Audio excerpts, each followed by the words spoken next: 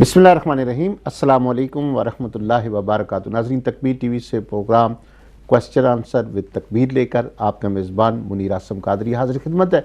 और नाज़रीन, जिस तरह आप जानते हैं कि तकबीर टीवी ने ये प्रोग्राम इसका आगाज़ किया है हर मंडे, हर थर्सडे और हर सैटरडे को शाम 6 बजे से 7 बजे तक रोज़मर्रा ज़िंदगी में हमारे जहनों में दीन के बारे में, इस्लाम के बारे में हम जो सवालात उभरते हैं, हम उन सवालों का जवाब जानने की कोशिश करनी भी चाहिए और करते हैं।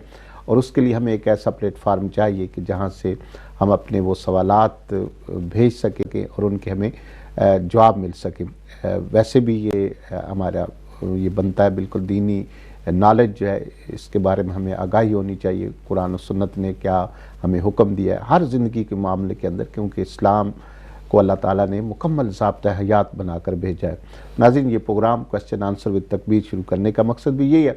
और इस प्रोग्राम में आपके भेजे गए सवालों के जवाबात देने के लिए हमारे साथ मौजूद होते हैं हज़रत अल्लामा मुफ्ती मोहम्मद कासिम ज़िया कादरी साहब। आज भी हमारे साथ मौजूद है। नाज़रीन, मैं अपनी तरफ से और आप सब की तरफ से क़िबला मुफ्ती साहब की खिदमत में मुअद्दबाना सलाम पेश करता हूँ। अस्सलाम वालेकुम। वालेकुम सलाम रहमतुल्लाहि व बरकातहू। जी मुफ्ती साहब, बहुत शुक्रिया, आप अपनी गुनागो जो ज़ाहिर दीनी मसरूफियात है उनसे वक्त तकबीर टीवी के लिए निकालते हैं और हमारे नाजरीन के सवालात के जवाब के लिए हाज़िर होते हैं। नाजरीन, आपके लिए टेलीफोन लाइन्स खोल दी गई हैं। टीवी की स्क्रीन पे आप तकबीर टीवी का स्टूडियो का नंबर देख सकते हैं। आप अपना सवाल स्टूडियो में लिखवा भी सकते हैं, वहाँ से भी हमें मिल जाएगा। अगर आप डायरेक्ट बात करना चाहें, अपना सवाल करना चाहें, तो डायरेक्ट स्टूडियो में क़िबला मुफ्ती साहब से बात करके आप अपने सवाल का जवाब हासिल कर सकते हैं।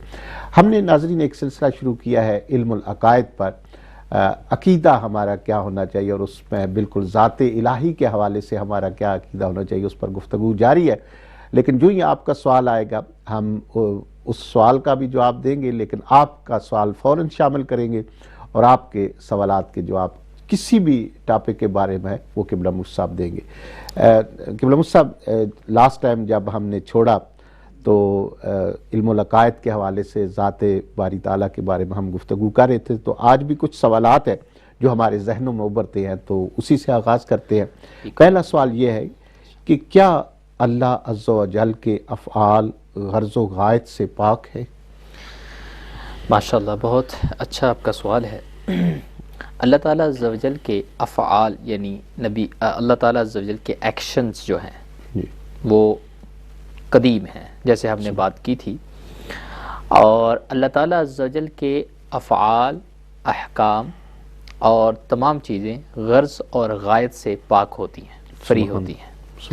गर्ज़ जिसे हम कहते हैं कि मकसद, मसलन मैंने एक जगह जॉब करता हूँ, उसकी गर्ज ये है कि मुझे वेजेस मिलेंगी, मेरा घर चलेगा।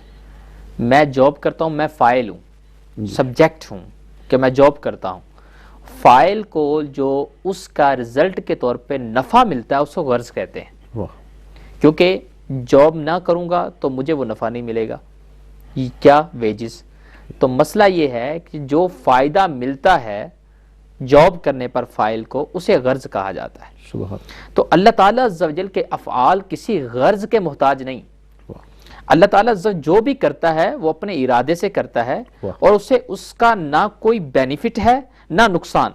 वो चाहे तो करे, ना चाहे तो ना करे, उसे किसी चीज का कोई बेनिफिट नहीं। उसने अंबिया किराम भेजे, अल्लाह को कोई बेनिफिट नहीं अंबिया किराम भेजने का। उसने उम्मा को पैदा किया और तमाम दुनिया को पैदा किया, कायनात को पैदा किया। अल्लाह को कोई बेनिफिट नहीं है इस पूरी कायनात को बनाने का, कोई बेनिफिट नहीं है। अगर कोई मानता है बेनिफिट है तो ये अकीदा अहले सुन्नत मातुरीदिया और अशाइरा के खिलाफ है, उस पर गुमराही का हुक्म लगेगा और भी सख्त उस पर हुक्म लग सकता है। अल्लाह को कोई बेनिफिट नहीं है, इसे कहते हैं अल्लाह ताला अज़्ज़ा व जल के अफ़आल और एक्शन अग़राज़ और गायत से पाक होते हैं। ये हमारा अकीदा है। सुभान अल्लाह। मुफ्ती साहब, इसी हवाले से इल्मुल अकायद और ज़ाते बारी ताला के हवाले से एक और सवाल ज़हनों में उभरता है कि जिस तरह देखना, सुनना और बात करना वगैरह इंसानी सिफ़ात है, क्या अल्लाह अज़्ज़ा व जल की सिफ़ात हैं भी हैं और उनके बारे में हमारा क्या अक़ीदा है? बेशक अल्लाह ताला अज़्ज़ा व जल सिफ़ात कमालिया के साथ मुत्तसिफ़ है, यानी अल्लाह اللہ تعالیٰ کی صفات بھی ہیں. جس طرح ہم سنتے ہیں، ہم دیکھتے ہیں، ہم چلتے ہیں، اور یہ ہماری صفات ہے بلا تشبیہ و تمثیل. اللہ عز و جل کی صفات ہیں لیکن مخلوق جیسی نہیں. ہمارا سننا حادث ہے، یعنی ہمارا سننا، ہم جو سنتے ہیں یہ اللہ کی کریشن اور مخلوق ہے، جبکہ اللہ تعالیٰ عز و جل کا سننا اللہ کی مخلوق نہیں، وہ ہمیشہ سے ہے. ایک جملہ یاد کر لیجئے، جیسے اللہ کی ذات قدیم اور ہمیشہ سے ہے اور ہمیشہ رہے گی، اللہ کی صفات بھی ہمیشہ سے ہیں اور ہمیشہ رہے گی. اللہ بھی سنتا ہے، اللہ بھی دیکھتا ہے، وہ بصیر ہے، وہ سمیع ہے. اور اللہ تعالیٰ عز و جل کی اور دیگر صفات جو کمالی حیات، قدرت، علم، کلام، سماع، بصر، ارادہ، تخلیق، ترزیق، یہ جتنی بھی تکوین، جتنی صفات ہیں یہ اللہ تعالیٰ کی ہمیشہ سے ہیں اور ہمیشہ رہیں گی. اور یہ حادث نہیں، قدیم ہے. صفات باری بھی قدیم ہے. یہی ہمارا موقف ہے. اور نہ ہی ان کی مشابہت مخلوق کی کسی صفت سے ہے. مخلوق کی صفت جو سننا ہے، دیکھنا ہے اور دیگر صفات، یہ سب حادث ہیں، یعنی یہ پیدا ہوئیں اور ایک دن ختم ہو جائیں گی. لیکن اللہ کی صفات ہمیشہ سے ہیں، ہمیشہ رہیں گی. جی ناظرین، آپ دیکھ رہے ہیں تکبیر ٹی وی سے پروگرام کوسچن آنسر وتھ تکبیر، اور دینی مسائل کے حوالے سے آپ کے سوالات کے جواب دیے جا رہے ہیں.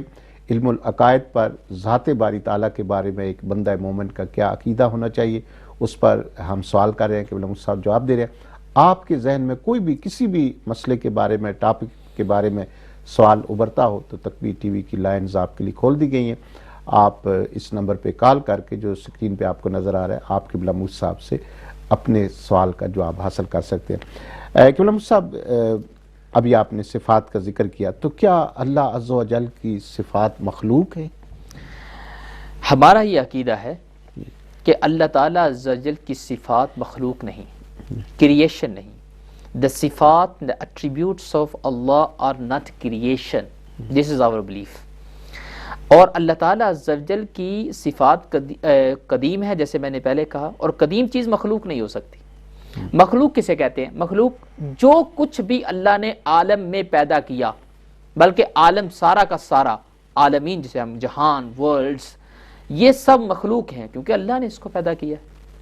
اور مخلوق کے لیے ایک بگننگ ہوتی ہے، کیونکہ پیدا کرنا اس کی بگننگ ہے، وہ ایک اینڈ ہوتا ہے. جبکہ اللہ کی صفات کے لیے نہ بگننگ ہے نہ اینڈ ہے.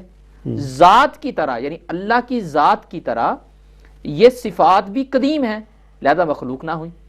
اور مخلوق اور حادث صفات باری تعالیٰ کو ماننا، جس طرح معتزلہ کہتے ہیں، معتزلہ ایک سیکٹ گزرا ہے، ان کا نام معتزلہ ہے، وہ کہتے تھے اللہ کی صفات مخلوق ہیں یا حادث ہیں.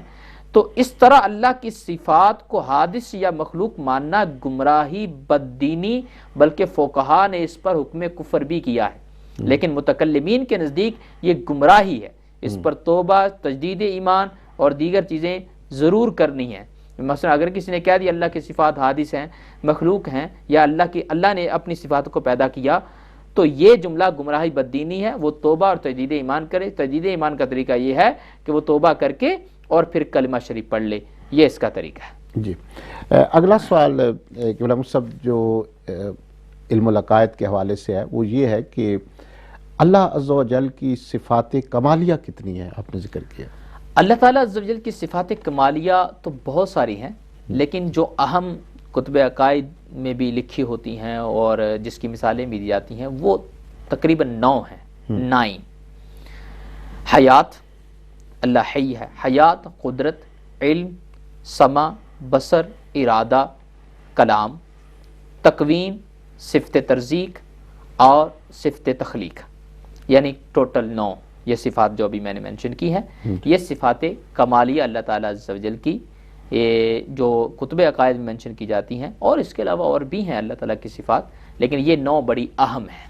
جی، اگلا سوال ہے اسی حوالے سے کہ اللہ عز و جل کی صفات ذاتیہ کون کون سی ہیں؟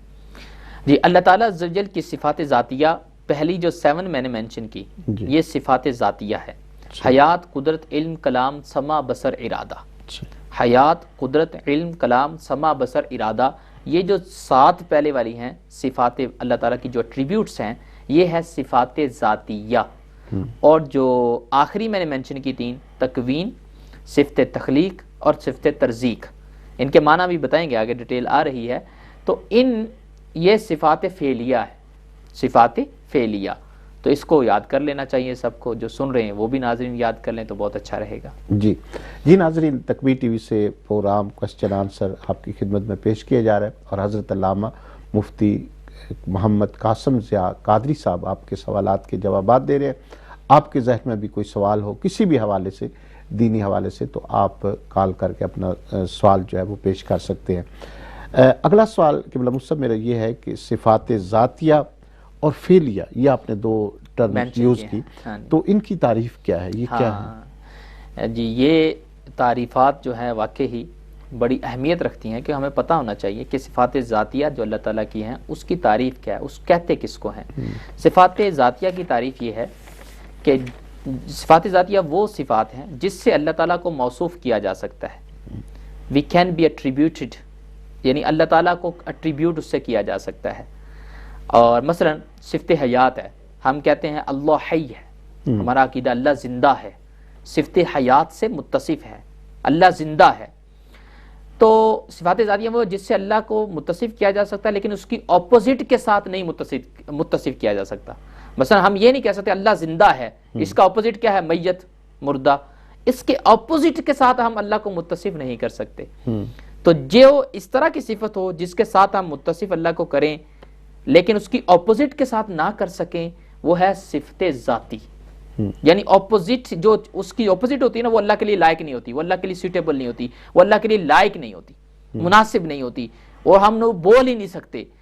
تو اسے کہتے ہیں صفت ذاتی. جیسے حیات ہے، قدرت، ہم یہ نہیں کہہ سکتے اللہ کے اندر قدرت نہیں ہے. یہ کہہ سکتے اللہ قادر ہے.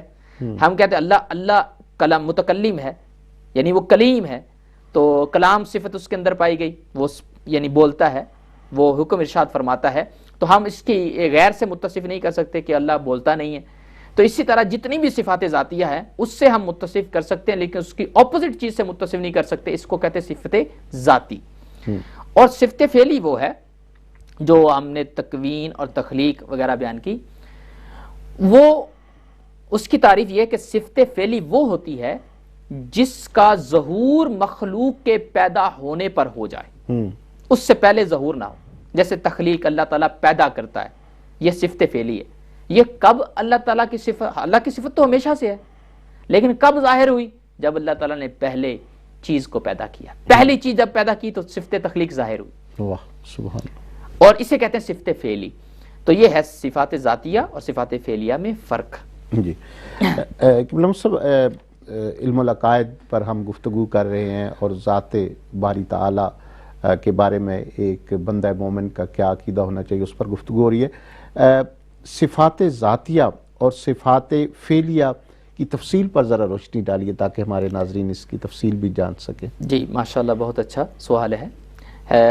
جیسے میں نے بیان کیا کہ 7 صفات ذاتیہ 7 ہیں: حیات، قدرت، علم، کلام، سمع، بصر، ارادہ. ابھی میں اس کی تفصیل بیان کرتا ہوں. حیات، ہم کہتے ہیں اللہ صفت حیات سے متصف ہے، یعنی اللہ حی ہے. لا الہ الا هو الحی القیوم. سورہ جب ہم آیت الکرسی پڑھتے ہیں، شروع میں پڑھتے ہیں حی ہے، اللہ حی ہے، وہ زندہ ہے. اور وہ زندہ کس طرح سے ہے کہ وہ خود سے زندہ ہے، اس کو کسی نے زندہ نہیں رکھا ہوا، وہ خود سے زندہ ہے. بلکہ ایسا زندہ ہے کہ لوگوں کو زندگیاں دیتا ہے، اپنی مخلوق کو زندگیاں دیتا ہے. تو وہ بنفس ہی زندہ ہے، وہ کسی کے رکھنے سے زندہ نہیں. تو لہذا اسے کبھی موت نہ آئے گی. یہ ہے صفت حیات سے متصف ہونا.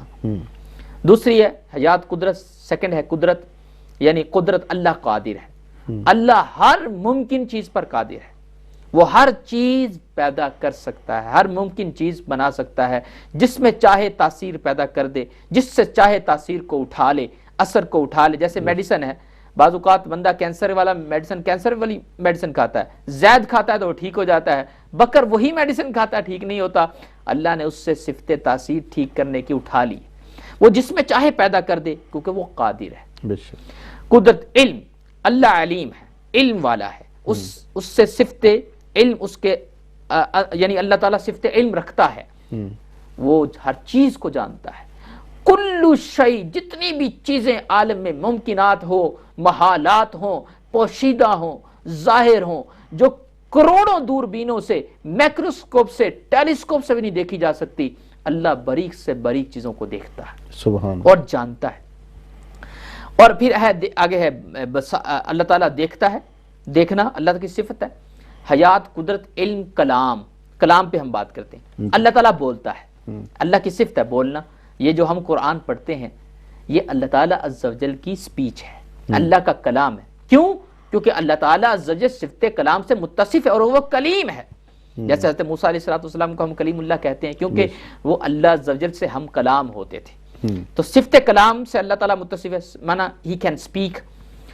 آگے حیات، قدرت، علم، کلام، سما، ہی کین لسن، اللہ تعالیٰ سنتا بھی ہے، اس سے وہ سمیع البصیر، یہ قرآن میں بار بار آیا، اللہ سنتا ہے، اللہ دیکھتا ہے۔ سما، بصر، بصر مانا دیکھنا، تو اس بصر کا معنی یہ ہے کہ اللہ دیکھتا ہے، تو وہ ہر چیز دیکھتا ہے، ہر انز آؤٹ دیکھتا ہے، بلکہ علیم بذات الصدور ہے، وہ دل کے حالات کو دیکھتا بھی ہے اور جانتا بھی ہے۔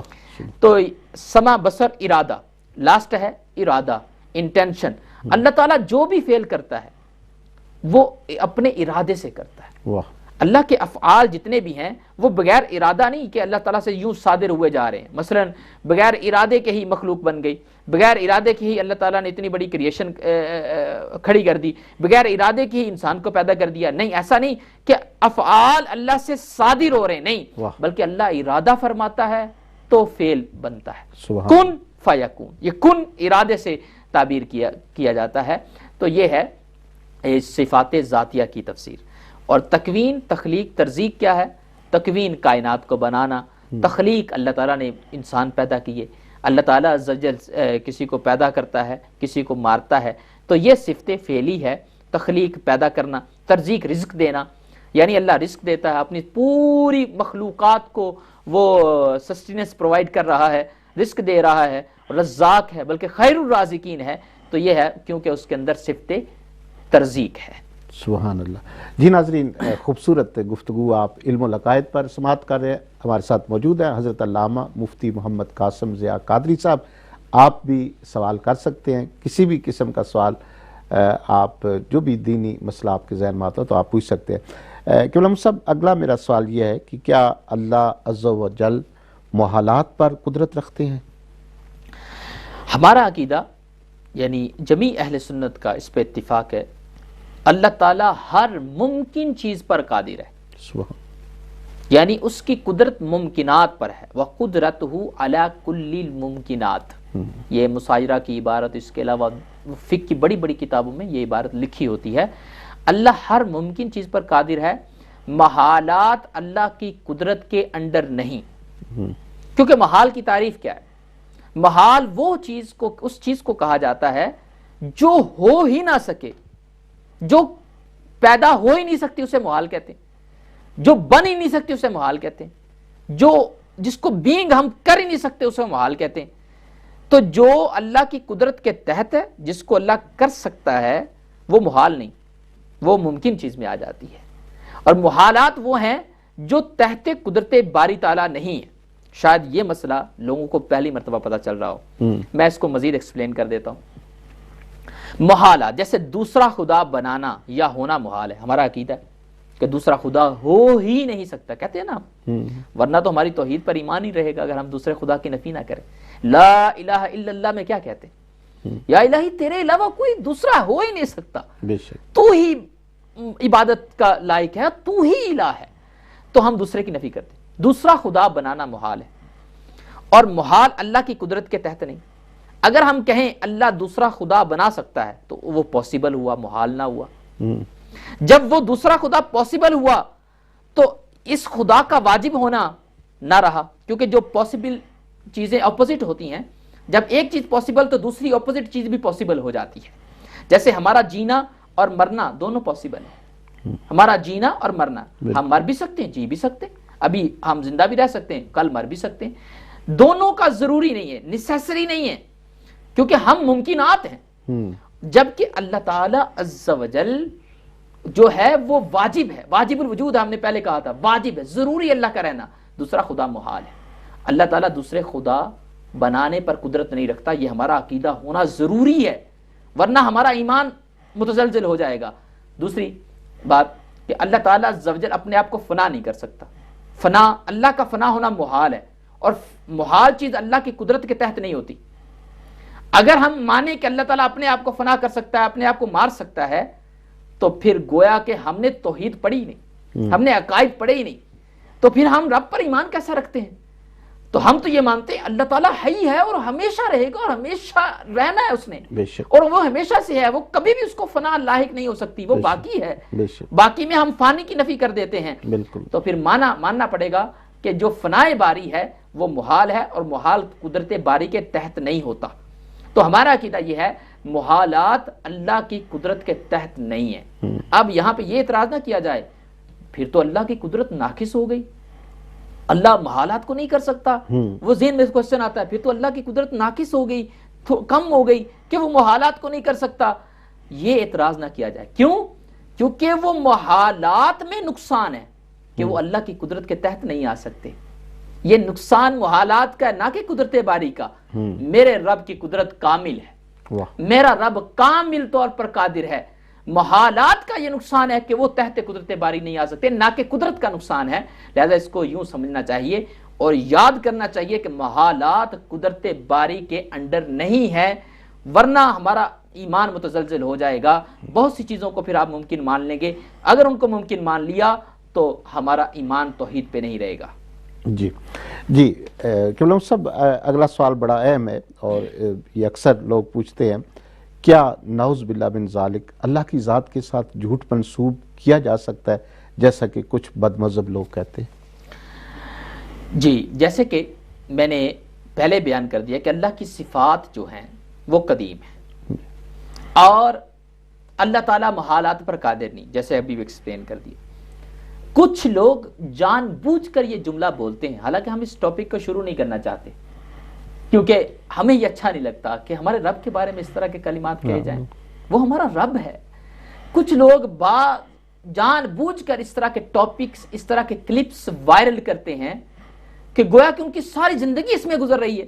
مثلا لندن سے ایک بندے نے کلپ نکالا کہ اللہ جھوٹ بول سکتا ہے، وہ اس پہ دلائل دے رہا ہے کہ اللہ جھوٹ بول سکتا ہے، اللہ قدرت رکھتا ہے جھوٹ بولنے پر، معاذ اللہ نعوذ باللہ من ذالک، وہ اس پہ دلائل دے رہے ہیں۔ لوگ اس کے دلائل سے متاثر ہو رہے ہیں، اس کی کلپ شیئر کر رہے ہیں کہ یہ ایک نئی چیز دی جا رہی ہے۔ آج مشہور ہونے کا ایک ہی طریقہ ہے، آپ کوئی ایسی چیز نکالیں جو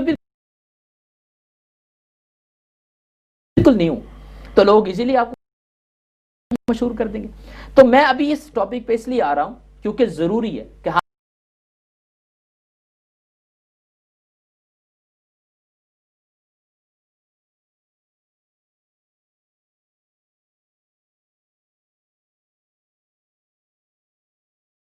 ہم لوگوں کا ایمان بچانا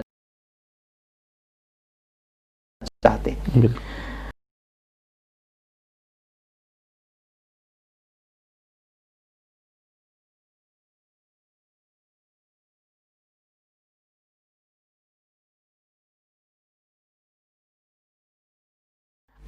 اللہ جھوٹ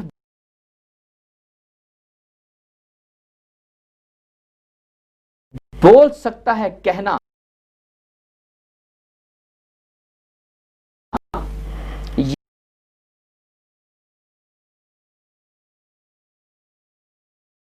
یہ قول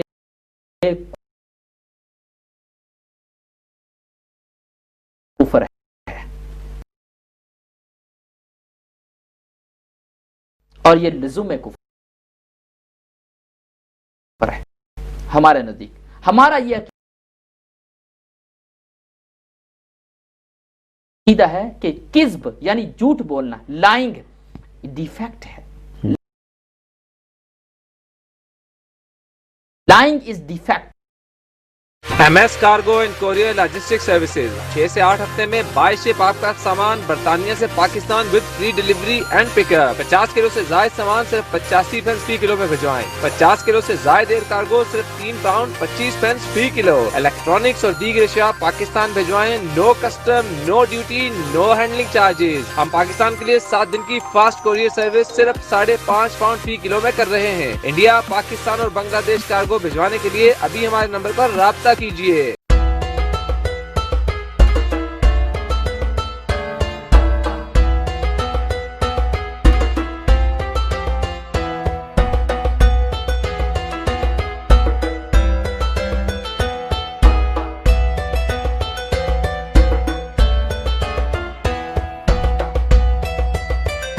Gold City Jewelers, the most recommended Asian jeweler, also specialist in diamond. اللہ کی ایٹریبیوٹ ہے، اور کذب یہ اللہ کی صفت نہیں ہے، یہ جھوٹ بولنا یہ اللہ کی صفت نہیں ہے۔ اب اگر ہم مانیں کہ اللہ جھوٹ بھی بول سکتا ہے اور سچا بھی ہے، تو دو اپوزٹ چیزیں آپ ایک ذات میں مان رہے ہیں۔ دو اپوزٹ چیزیں، two opposite thing cannot be gathered in one thing. دن اور رات کٹھے ہو سکتے ہیں؟ کوئی کہہ سکتا ہے کہ میں ایسی جگہ پہ گیا جہاں دن اور رات کٹھے تھے؟ ڈارکنس اور جو اجالا ہے وہ کٹھا نہیں ہو سکتا، کیونکہ اپوزٹ چیز کین ناٹ بی گیدرڈ۔ تو آپ کہہ رہے ہیں اللہ سچا بھی ہے، جھوٹ بھی بول سکتا ہے۔ آپ ٹو صفات اللہ کے اندر گیدرڈ کر رہے ہیں۔ دوسرا، جب آپ کسی چیز کو پاسبل مانیں، جیسے میں کہتا ہوں اللہ تعالیٰ عز و جل اپنی مخلوق کو فنا بھی کر سکتا ہے، پیدا بھی کر سکتا ہے۔ تخلیق، میں نے کہا اللہ پیدا کر سکتا ہے، تو جب میں نے کہا اللہ کر سکتا ہے تو وہ تخلیق ہوئی اللہ کی صفت۔ جب بھی چیز ہم کوئی پاسبل رب کے لیے مانتے ہیں نا، وہ صفت بن جاتی ہے اللہ کی۔ کیا بن جاتی ہے؟ صفت۔ اور اللہ کی صفات ہیں قدیم ہمیشہ سے۔ تو اگر آپ نے کہا اللہ جھوٹ بول سکتا ہے تو یہ بن گئی صفت، تو کیا مانو گے کہ رب ہمیشہ سے جھوٹا ہے؟ اللہ اکبر، پھر تو ایمان ہی ہاتھ سے جائے گا، کیونکہ اللہ کے لیے جو بھی پاسبل تم کہو گے وہ اللہ کی صفت ہو جائے گا، اور جو اللہ کی صفت ہوگا وہ ہمیشہ سے ہوگا، اور پھر معاذ اللہ ہاتھ سے ایمان جائے گا۔ آخری دلیل میں دوں گا جس کا جواب کبھی بھی آج تک نہ بن پایا۔ اعلیٰ حضرت رحمۃ اللہ تعالیٰ نے سبحان الصبو فتاوی رضویہ شریف کی جلد نمبر 15 کے اندر اس رسالے کو 100 دلائل سے مزین کیا کہ اللہ جھوٹ نہیں بول سکتا۔ جب اس وقت اسماعیل دہلوی نے کہا تھا اللہ جھوٹ بول سکتا ہے، اس کے رد میں اعلیٰ حضرت رحمۃ اللہ تعالیٰ نے پوری کتاب لکھی سبحان الصبو۔ ان کے دلائل میں شارٹلی آپ کو بتا رہا ہوں تاکہ ہم اس ٹاپک کو کور کر دیں۔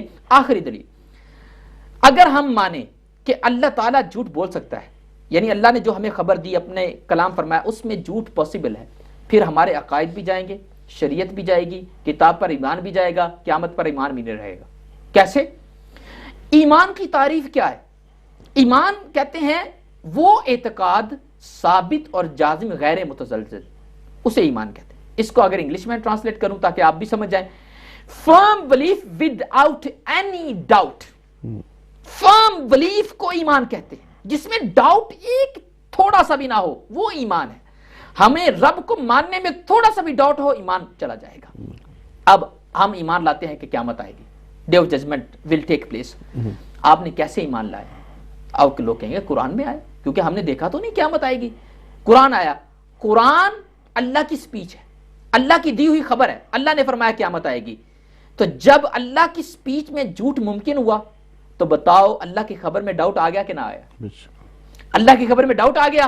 جب ڈاؤٹ آ گیا تو آپ کا ایمان قیامت پر وہ ایمان نہیں رہا، وہ ایک تھوڑا سا ایک خیال رہا، ایمان ختم ہو گیا۔ ڈاؤٹ سے ایمان ختم ہو جاتا ہے۔ اسی طرح پھر حشر و نشر، یہ کیسے پتا چلا؟ اللہ نے ہمیں خبر دی کہ کل حشر بھی ہوگا، نشر بھی ہوگا، حساب بھی ہوگا، کتاب بھی ہوگا۔ یہ ان میں بھی ڈاؤٹ آ گیا، کیونکہ اللہ کی خبر میں جب جھوٹ پاسبل ہوا تو ڈاؤٹ آ گیا، وہ بھی جاتا رہا۔ اسی طرح کتاب اللہ، یہ قرآن کس نے کہا یہ قرآن ہے، یہ اللہ کی سپیچ ہے، یہ ہمیں رب نے بتایا، تو اس پر ایمان بھی چلا گیا۔ گویا کہ شریعت، ادیان، عقائد، ایمان، قیامت پر ایمان، حشر و نشر پر ایمان، جنت و نار پر ایمان، سارا ہاتھ سے چلا جائے گا اگر تم یہ مانو کہ اللہ جھوٹ بول سکتا ہے۔ لہذا ماننا پڑے گا کہ اللہ عز و جل جھوٹ سے پاک ہے، وہ بول ہی نہیں سکتا، اس کی قدرت ڈیفیکٹس پر ہے ہی نہیں، اور ماننا پڑے گا ہمارا عقیدہ کہ محالات پر اللہ قادر نہیں۔ اچھا، میں ایک لطیفہ آپ کو سناتا ہوں، اس میں بڑا اچھا ہے۔ وہ میں ایک جگہ لیکچر دے رہا تھا، اچھا وہ لیکچر بھی میرا عقائد پر تھا۔ مجھے نہیں پتا تھا، ایک بندہ یونیورسٹیز میں ایک ایتھیسٹ کے پاس غالباً وہ پڑھتا تھا، تو ایتھیسٹ نے کلاس میں ایک اعتراض کیا تھا اللہ کی ذات پر، اور اس نے کہا تھا مسلمان میرا کبھی بھی اس کا جواب نہیں دے سکتے۔ اچھا وہ میری کلاس میں آیا، مجھے نہیں پتا تھا کہ اس کا بیک گراؤنڈ کیا ہے۔ اس نے مجھ سے سوال کر دیا۔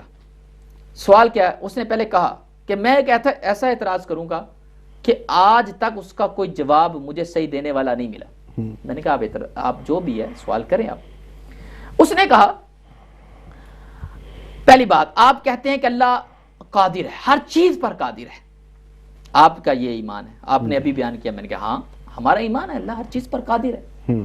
اس نے کہا اچھا آپ یہ بھی کہتے ہیں اگر آپ یہ مانیں کہ اللہ ہر چیز پر قادر، ہر چیز کر سکتا ہے، تو پھر یہ بھی تمہیں ماننا پڑے گا اللہ جھوٹ بول سکتا ہے، کیونکہ آپ نے کہا نا ہر چیز کر سکتا ہے، تو اللہ جھوٹ بول سکتا ہے. تو اگر اللہ جھوٹ بول سکتا ہے تو پھر وہ جھوٹا ہوا، جھوٹا رب نہیں ہوتا. اور اگر اللہ جھوٹ نہیں بول سکتا تو پھر اس کی قدرت میں نقص آ گیا. اس نے یوں کر کے گھیرنے کی کوشش کی کہ اگر وہ جھوٹ بول سکتا ہے تو پھر جھوٹا ہوا، جھوٹا رب نہ ہوا. اگر وہ نہیں بول سکتا تو پھر اس کی قدرت ناقص ہے. ہم جھوٹ بول سکتے ہیں، اللہ نہیں بول سکتا، تو اللہ کی قدرت ناقص ہو گئی. میں نے پھر اس کو سمجھایا، میں کیا اسی لیے ہمارے علماء کا یہ عقیدہ کب سے بنا دیا گیا، اور قرآن و سنت کا یہ عقیدہ ہے کہ اللہ محالات پر قادر ہی نہیں. اللہ محالات پر قادر نہیں، اللہ کی قدرت جھوٹ پر ہے ہی نہیں، اللہ جھوٹ بول سکتا ہی نہیں. اب اس کا جو سیکنڈ اعتراض، اللہ کی قدرت ناقص ہو جائے گی. اللہ کی قدرت ناقص نہیں ہوگی، یہ تو جھوٹ کا نقصان ہے کہ اللہ کی قدرت کے نحو نہیں آ سکتا، وہ تو ڈیفیکٹ ہے، اور میرا رب ڈیفیکٹ سے پاک ہے، وہ سبحان ہے، ہر چیز جو ڈیفیکٹ والی اس سے پاک ہے. اور یہ ہمارا عقیدہ ہے. اللہ تعالیٰ محالات پر قادر نہیں. میرے خیال میں ابھی اچھی طرح سب لوگوں کو سمجھ آ گیا ہوگا کہ ہمارا یہ کیوں عقیدہ ہے کہ اللہ تعالیٰ محالات پر قادر نہیں. جھوٹ محال ہے، اللہ تعالیٰ کی قدرت محال پر نہیں. جی ناظرین، آپ ہمارے ساتھ ہیں، پروگرام دیکھ رہے ہیں کوسچن آنسر ود تکبیر. علم العقائد پر گفتگو ہو رہی ہے، اور ذات باری تعالیٰ اللہ کے بارے میں ایک بندہ مومن کا کیا عقیدہ ہونا چاہیے، اس پر ہم سوالات رکھ رہے ہیں. کہ مفتی صاحب کی خدمت میں حضرت علامہ مفتی محمد قاسم ضیاء قادری صاحب ہمارے سوالات کے جواب دے رہے ہیں. درمیان میں ایک کوسچن آیا ہے، ٹیکسٹ میسیج آیا محمد اسلم صاحب ہے سلاؤ سے، تو انہوں نے پوچھا ہے، کال آئی تھی لیکن انہوں نے لائیو بات نہیں کرنا چاہی. تو وہ کہتے ہیں کہ انسان سفر میں ہو، ریل کے سفر میں، بس میں یا جہاز میں، تو نماز کا ٹائم ہو گیا، تو وہ نماز کیسے پڑھے، یا پھر اپنا سفر مکمل کر کے پڑھے، یا پھر اسی جگہ پر ٹائم ہو گیا اس وقت کے مطابق جہاں پر سفر کر رہا ہے تو وہ پڑھ لے. تو پھر تینوں جگہوں پر نماز کیسے پڑھنی ہے؟ ٹھیک ہے، تینوں کا حکم ڈیفرنٹ ہے. بس اور ٹرین کا ڈیفرنٹ اور جہاز کا ڈیفرنٹ. اگر آپ بس یا ٹرین میں سفر کر رہے ہیں تو پھر آپ وضو آپ کا ہے اگر، تو آپ ممکن ہے کہ اتر کر آپ پڑھ سکتے ہیں کہیں سٹاپ پہ، آپ کا ٹائم آپ کو مل جائے گا تو آپ اتر کر پڑھیں.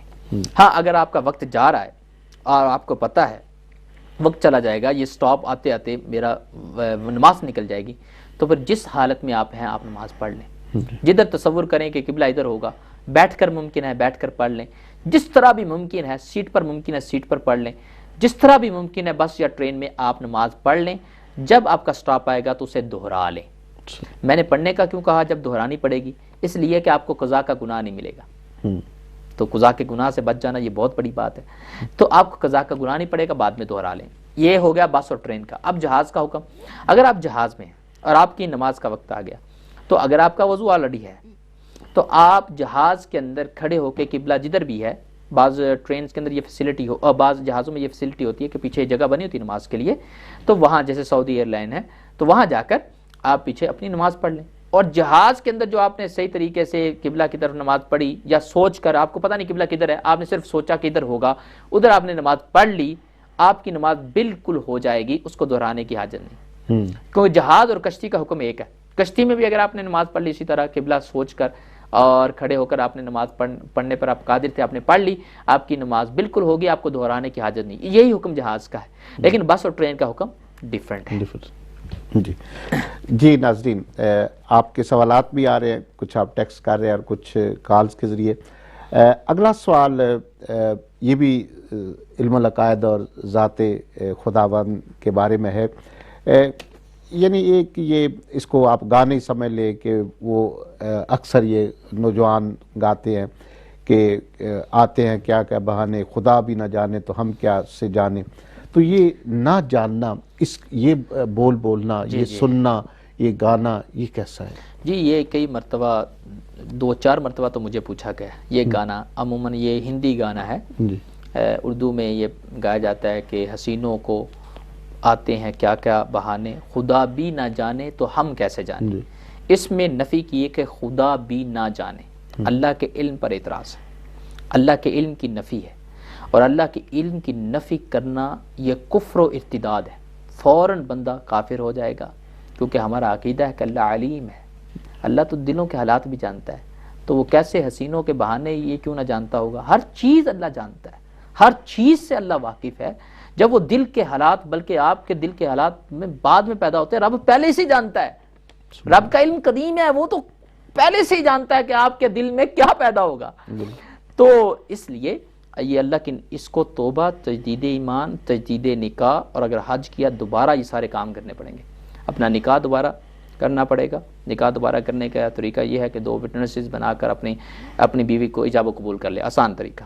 وٹنسز اپنے بیٹوں کو بھی بنا سکتا ہے اور اپنی بیوی کے ساتھ ایجاب و قبول کر لے کہ میں تجھ سے نکاح کرتا ہوں، وہ کہتا میں قبول کرتا ہوں، دیٹس نکاح ہو جائے گا۔ اسی طرح کلمہ پڑھے دوبارہ اور توبہ کرے کہ میں اگر گانا یہ سنا ہے میں نے اور سن کر میں اس پر ایمان رکھتا تھا یا میں نے گایا ہے، دونوں طریقوں سے اسے توبہ، تجدید ایمان، تجدید نکاح بھی کرنا پڑے گا۔ تو یہ طریقہ میں نے بتا دیا، اور اس کا حکم بھی بیان کر دوں جو پہلے مسئلہ گزرا کہ اللہ تعالیٰ عز و جل جھوٹ نہیں بول سکتا۔ اگر کوئی یہ ایمان رکھتا ہے یا کسی سے سن کر اس کا یہ بلیف بن گیا تھا کہ اللہ بول سکتا ہے، اللہ جھوٹ پر قادر ہے، تو ایسا شخص کا حکم ہے، یہ لزوم کفر سے ہم کہتے ہیں، وہ لزوم کفر ہو جائے گا، مطلب یہ قول کفر ہے۔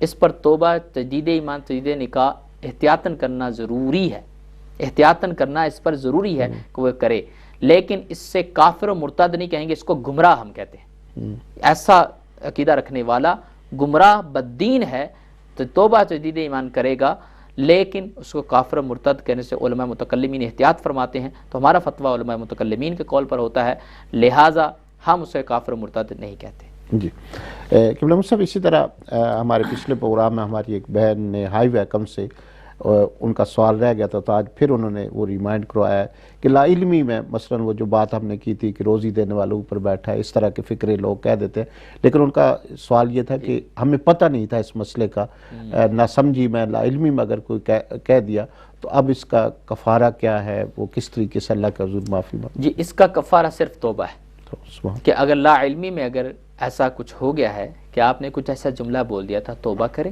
یا اللہ میں اسے توبہ کرتا ہوں، مجھے پتہ نہیں تھا، اور میں کلمہ پڑھتا ہوں لا الہ الا اللہ محمد رسول اللہ، میرا ایمان ان تمام چیزوں پر ہے جو محمد مصطفیٰ صلی اللہ تعالی علیہ وسلم لے کر آئے، بس اب تجدید ایمان ہو جائے گا، توبہ بھی ہو جائے گی، جو اس کا غلط عقیدہ سے اسے برات بھی ہو جائے گی، بس یہی کفارہ، اور اس کا کوئی کفارہ نہیں ہے۔ جی، اگلا سوال ہے کہ علم صاحب، علم العقائد پر سوالات آپ سے ہم پوچھ رہے ہیں، جو کہے کہ معدوم شے اللہ تعالیٰ کو معلوم نہیں، اس کے بارے میں کیا حکم ہے؟ یہ کفر ہے۔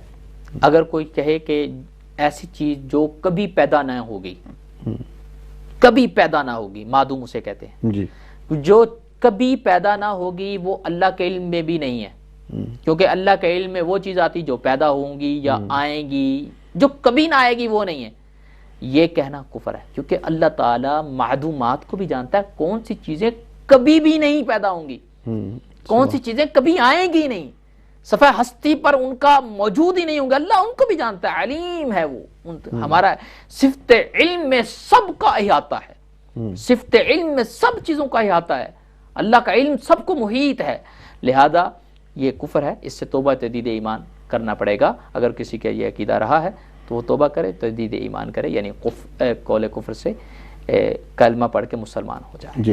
جی قبلہ صاحب، اگلا سوال ہے، کچھ لوگ ابھی بولنے کی بات ہوئی، اگر اللہ عز و جل بولتے ہیں تو ان کی آواز کیسی ہے، یہ سوال کرنا، یہ اس کے بارے میں شریعت کا کیا ہوگا؟ جی، اللہ تعالیٰ عز و جل بولتا ہے، کلام فرماتا ہے، یہ ہمارا عقیدہ ہے، کیونکہ وہ کلیم ہے، وہ متکلم ہے، کلام فرماتا ہے اور صفت کلام سے متصف ہے، لیکن یہ کہنا کہ ان کی اللہ تعالیٰ کی آواز کیسی ہے، اللہ تعالیٰ کی آواز نہیں ہے، آواز حادث ہے، اللہ تعالیٰ آواز سے پاک ہے۔ اللہ تعالیٰ عز و جل، یہ جو ہم بولتے ہیں نا آواز نکلتی ہے، اللہ تعالیٰ یہ آواز تو حادث ہے نا، یہ دیکھیں میں ابھی چپ ہو گیا، آواز نہیں نکل رہی، ابھی بولا تو ابھی سٹارٹ ہو گئی۔ اللہ تعالیٰ کا کلام آواز اور ورڈ لکھنے سے، پڑھنے سے پاک ہے، لکھنا پڑھنا سب کچھ حادث ہے، کریشن ہے، مخلوق ہے، ہم نے ایجاد کیا، تو اللہ تعالیٰ عز و جل آواز سے بھی پاک ہے. ہاں اللہ کا کلام ہم نہیں سمجھ سکتے کیسا کلام، کیونکہ ہم اسی چیز کو سمجھ سکتے ہیں جو ہمارے سامنے ہے. مثلا میں بول رہا ہوں، بولنے والے کی آواز ہوتی ہے، لہذا ہمیں ماننا پڑے گا اللہ تعالیٰ کا کلام آواز سے پاک ہے، ہر حادث چیز سے پاک ہے.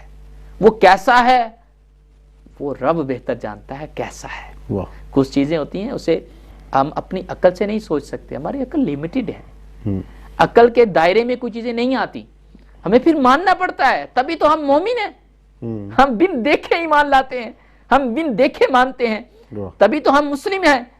سر تسلیم خم کرتے ہیں اور ہم مانتے ہیں کہ اللہ کلام سے متصف ہے، لیکن اس کا کلام آواز سے پاک ہے. جی اگلا سوال جملہ مصب یہ ہے کہ قرآن کی بات کر رہے ہیں ہم، قرآن اس کا کلام ہے مگر اس میں الفاظ تو ہیں اور جب ہم پڑھتے ہیں تو آواز بھی نکلتی ہے، تو اس بارے میں آپ کیا فرمائیں گے؟ ماشاءاللہ بہت اچھا سوال ہے. اللہ تعالیٰ عز و جل کا قرآن کلام ہے اور ہم پڑھتے ہیں آواز بھی نکلتی ہے. یہ قرآن ہمارے سمجھنے کے لیے لکھا گیا. یہ قرآن اگرچہ یہ وہی کلام ہے جو اللہ نے فرمایا، لیکن ہم کیونکہ اللہ کے کلام کو سن نہیں سکتے تھے، ہم اللہ کے کلام کو پڑھ نہیں سکتے تھے، لکھ نہیں سکتے تھے، اللہ کا کلام حادث نہیں ہے، یہ ہمارے لیے اس کو لکھا گیا، ہمارے لیے اس کو یعنی ایک فارم دی گئی، شکل دی گئی. اور رائٹنگ اگرچہ حادث ہے لیکن اللہ کا کلام قدیم ہے. اس کا سننا اگرچہ حادث ہے، ہمارا سننا حادث ہے لیکن اللہ کا کلام قدیم ہے. ہمارا لکھنا دیکھنا جو ہمارے سامنے فارم کے اندر موجود ہے یہ سارا حادث ہے، لیکن اللہ کا کلام قدیم ہے، کلام اللہ قدیم ہے. اور جو آپ نے سوال کیا اس سے آواز پیدا ہوتی ہے، یہ تو آنی ہے کیونکہ جو ہمارا لکھنا ہے پڑھنا ہے وہ حادث ہے اور حادث کی آواز تو آئے گی، لیکن اللہ کا جو اصل کلام ہے وہ کیا ہے؟ وہ قدیم ہے، اس کی آواز نہیں ہے، اس کو ہم نہیں سن سکتے، اس کو ہم نہیں پڑھ سکتے. جی ناظرین، آپ ہمارے ساتھ ہیں تکبیر ٹی وی سے پروگرام کوسچن آنسر ود تکبیر، اور اس میں آپ کے سوالات اور ہم جو سوالات کر رہے ہیں علم العقائد پر، حضرت علامہ مفتی محمد قاسم ضیاء قادری صاحب ہمارے سوالات کے جواب دے رہے ہیں. آپ کے ذہن میں بھی کوئی سوال ہو تو آپ اسٹوڈیو میں کال کر کے اپنا سوال لکھوا سکتے ہیں، یا پھر ڈائریکٹ اسٹوڈیو میں کال کر کے آپ بات بھی کر سکتے ہیں. کیولم صاحب اگلا سوال یہ ہے کہ کیا یہ کلام الہی جو ہے یہ نبیوں پر اتارا گیا ہے؟ جی بے شک کلام الہی نبیوں پر اتارا گیا، اور نبی کریم صلی اللہ تعالی علیہ وسلم پر قرآن عظیم اتارا گیا، یہ ہمارا عقیدہ ہے. اور انجیل بھی کتاب بائبل اتاری گئی، زبور اتاری گئی، اور اس کے علاوہ انجیل، زبور، تورات شریف جس کو انگلش میں تورا کہتے ہیں، وہ اتاری گئی، نبیوں پر نازل کی گئیں. اور قرآن پاک میرے آقا کریم علیہ الصلوۃ والسلام کے سینہ اقدس پر اتارا گیا. قرآن کا نزول 2 بار ہوا. ایک تو ہوا رمضان شریف میں، لیلۃ القدر، انا انزلناہ فی لیلۃ القدر. پورا قرآن ایک ہی رات لیلۃ القدر رمضان کے اندر اتارا گیا. وہ کہاں سے؟ لوح محفوظ سے آسمان دنیا پر، سارا کا سارا ایک دم لوح محفوظ سے آسمان پر اتارا گیا ایک ہی رات. یہ نزول ہوا ایک بار. سیکنڈ، آسمان دنیا پر سے سینہ مصطفیٰ پر نازل ہوا 23 راؤنڈ بٹ سال کے اندر، 23 ایئرز میں. وہ جب جس واقعہ کی حاجت پیش آئی وہاں سے سینہ مصطفیٰ پر اس کو نازل کیا گیا. تو ہم مانتے ہیں کہ جو کلام الہی ہیں، ہم دیگر کتابوں پر بھی ایمان رکھتے ہیں، ایک کتاب کا بھی انکار نہیں کرتے. ایک کتاب کے انکار سے بھی کفر لازم آتا ہے. ہم ان پر بھی ایمان رکھتے ہیں، وہ بھی کلام الہی تھیں، اور قرآن بھی کلام الہی ہے، اور یہ انبیاء پر اتاری گئی ہیں. جی ابھی اسٹوڈیو میں کال آئی ہے، نواز بٹ صاحب ہیں ہمارے فرانس سے. انہوں نے پوچھا ہے کہ اس وقت پوری امت جو ہے وہ بڑی زبوں کا شکار ہے، برما میں، یمن میں، ہر جگہ پر جو ہے وہ مسلمان مصائب کا شکار ہے. تو آپ کیا نصیحت کریں گے، یا کیا مسلمان اختیار کر کے اس جو زبوں حالی اور مشکلات ان سے نکل سکتے ہیں؟ مسلمانوں کو چاہیے کہ وہ اپنے پرانے دور کو یاد کریں، وہ اپنے اسلاف کے دور کو ریممبر کریں. ہمارے اسلاف کا یہ دور تھا جب مسلمانوں پر کوئی مصیبت آتی تھی، بلکہ حدیث میں آیا کہ مسلمان امت بنیان واحد کی طرح ہے، جس میں واحد کی طرح ہے. اس کے ایک جگہ کو تکلیف ہوتی ہے پورا جسم بے چین رہتا ہے، اور یہ ایک عمارت کی طرح ہے، جس کے ایک حصے میں نقص ہو تو پوری عمارت کمزور ہو جاتی ہے۔ تو برما کے مسلمان ہو، یمن کے مسلمان ہو، سیریا کے مسلمان ہو، یا کسی ملک اور خطے یا علاقے کا رہنے والا مسلمان ہو، اگر اس کو تکلیف ہو تو ہمیں تکلیف ہونی چاہیے۔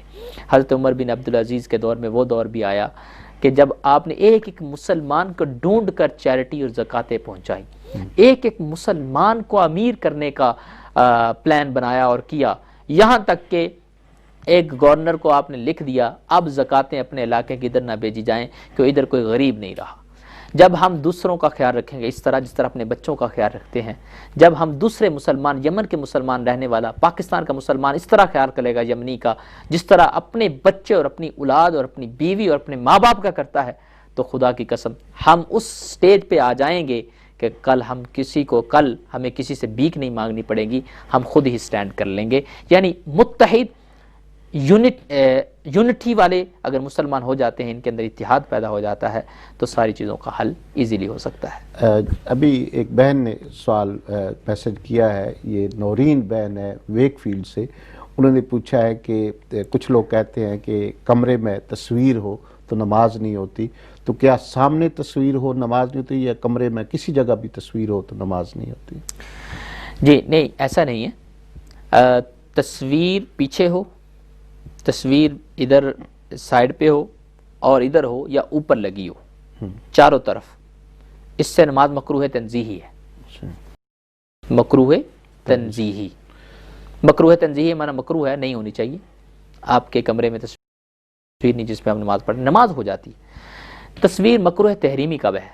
اس کے لیے شرائط ہے، میرا تفصیلی تصویر فتویٰ سے مراد غالباً ان کی جانور یا انسان کی تصویر جی، ہے، جانور باقی یا یہ مذہبی جو لگے ہوتے ہیں یہ تو اس میں اس نہیں سے ہے۔ کوئی مسئلہ نہیں ہاں ہے، جی۔ جو غیر جاندار چیزیں ہیں اس سے کوئی مسئلہ نہیں ہے۔ جاندار کی تصویر کے احکام ابھی بتا رہا ہوں، چاروں طرف لگی ہو، اوپر لگی ہو، اس سے نماز مکروہ تنزیہی ہے، اور جد الممتار میں اعلیٰ حضرت رحمۃ اللہ نے اس کی تصریحات کی ہیں، میں نے خود اس پہ ایک تفصیلی فتویٰ لکھا ہے، اور وہ فصیح بات پہ انگلش اور اردو دونوں زبانوں میں موجود ہے، ادھر سے دیکھ لیں، تصویر لکھیں گے تو گوگل پہ آ جائے گا۔ تو لگی ہو تو مکروہ تنزیہی نماز ہوگی۔ وہی نماز مکروہ تحریمی ہوتی ہے جو تصویر آپ کی سجدے کی جگہ پہ لگی ہو، تصویر پڑی ہو، سجدے کی جگہ پہ لگی ہو، جس کے اعضاء یعنی سامنے نظر آتے ہیں، اس پر اگر آپ سجدہ کر رہے ہوں تو تب آپ کی نماز مکروہ تحریمی ہوتی ہے۔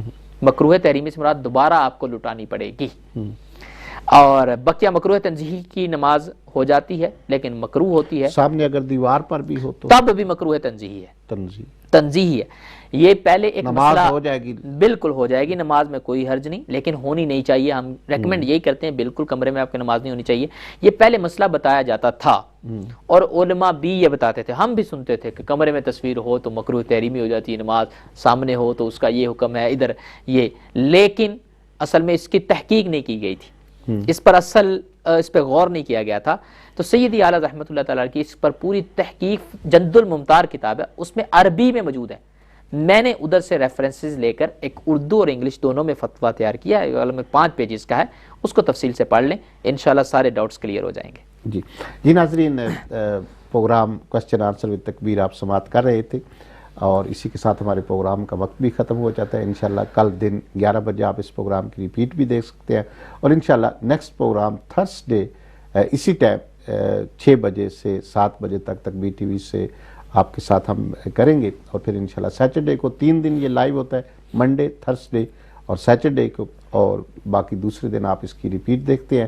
انشاءاللہ یہ سلسلہ قبلہ مصعب سے جو علوم دینیہ ہیں، اور ابھی ہم نے آغاز جس طرح کیا ہے علم العقائد سے، اور اللہ کی ذات باری تعالیٰ جو ہے ان کے بارے میں ایک بندہ مومن کے کیا عقائد ہونے چاہیے، اس پر ہم گفتگو کر رہے ہیں۔ سوالات ابھی بہت سارے ہیں، اور انشاءاللہ پھر آگے یہ ٹاپک بڑھتے جائیں گے، لیکن پھر بتاتا چلوں کہ آپ کے ذہن میں کوئی بھی سوال ہو، جس طرح آج کچھ بھائیوں اور بہنوں نے پوچھے، تو آپ وہ بلا جھجک اپنا سوال بھیج سکتے ہیں۔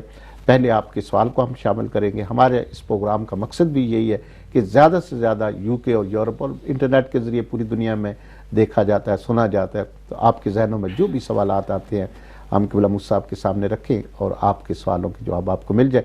ناظرین، اسی کے ساتھ پروگرام کا وقت ختم ہو جاتا ہے۔ اپنے میزبان منیر اعظم قادری اور ہمارے مستقل مہمان حضرت علامہ مفتی محمد قاسم ضیاء قادری صاحب کو تقوی ٹی وی سے اجازت دیجیے۔ اللہ تعالی ہم سب کا حامی و ناصر۔